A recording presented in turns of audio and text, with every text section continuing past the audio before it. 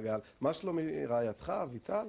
ברוך השם, אנחנו מאוד קשורים להרבה דאגות של עם ישראל, אבל גם נהנים מחיים משפחתיים שלנו. כן, היא שומרת מצוות, היא אישה, איך אפשר להגדיר אותה? היא לא חרדית, דתית?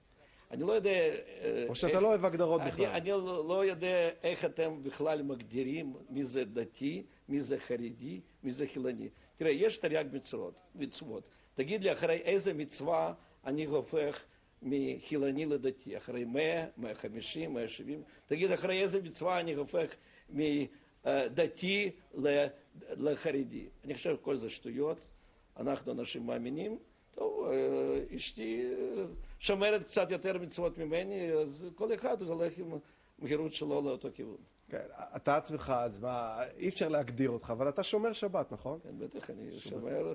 תראה, קודם כל כמובן אני שומר שבת וכשרות, דברים חשובים, אבל העיקר, מצווה הכי חשובה, זה שלום בית. ברוך השם, יש לנו משפחה חזקה, מאמינה, וככה זה ימשיך להיות. והבנות? בנות... הם קיבלו חינוך דתי? קיבלו חינוך דתי-לאומי, הלכו לשירות לאומי, עכשיו, ברוך השם, מלאות מצוות, ועכשיו גם התחתנו ולמדות באוניברסיטה. יפה.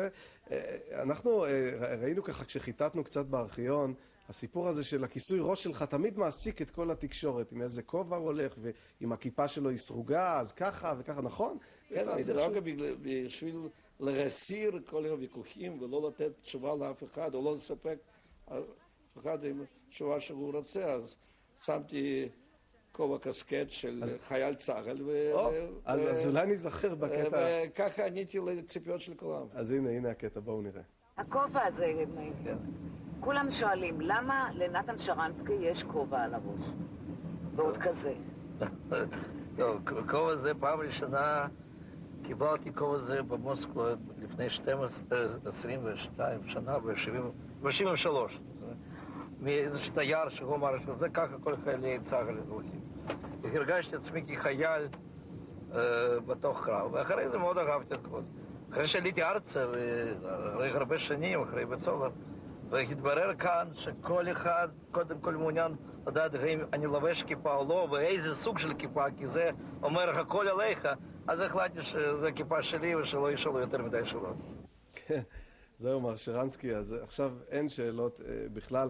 דיברנו על גיור ועל זרמים ביהדות ועל עלייה לישראל ועל חיפוש של זהות יהודית וגם על הכובע, אבל אם נסתכל קדימה בעוד 10, 20 שנה, איפה אתה רואה את נתן שרנסקי ואיפה אתה רואה את מדינת ישראל?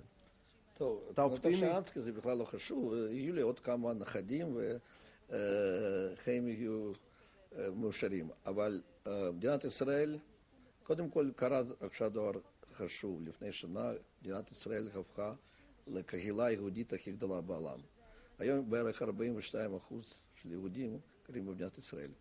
אני חושב שתהליך זה יימשך ויהיו לנו בערך 2/3 של עם יהודי יתקבץ בארץ. בחו"ל יהיו קהילות יותר קטנות, אבל הרבה יותר חזקות מבחינה זהות יהודית. וגם בארץ שלנו לא יהיה פער בין ישראליות ויהדות.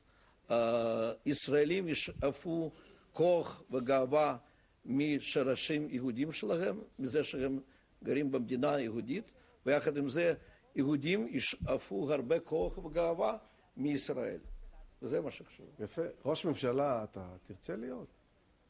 בשביל מה כאב ראש זה? ברוך השם, יש לנו עכשיו ראש ממשלה שיודע מה לא צריך לעשות. טוב מאוד. תודה רבה לך, נתן שרנסקי, ובהצלחה מחר בכינוס של חבר הנאמנים של הסוכנות היהודית. זהו, אנחנו סיימנו. במוצאי השבת הבאה, פורים. ואנחנו נשדר את קריאת המגילה. ובאווירה פורימית נסיים עם קטע מתוך המגילה של איציק מנגר, שהולתה ביידיש בישראל של שנות ה-60 עם לחניו של דובי זלצר, וזוכה להפקה מחודשת של תיאטרון היידישפיל. עד כאן הבית היהודי לערב, קצת יהדות, רק אצלנו, בערוץ הראשון. לכולכם, פורים שמח, שבוע טוב ומבורך.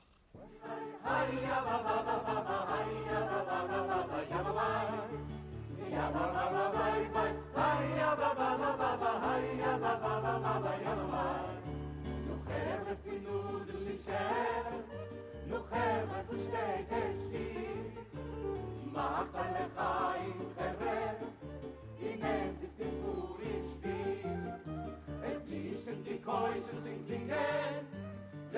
im Vermut und Scher.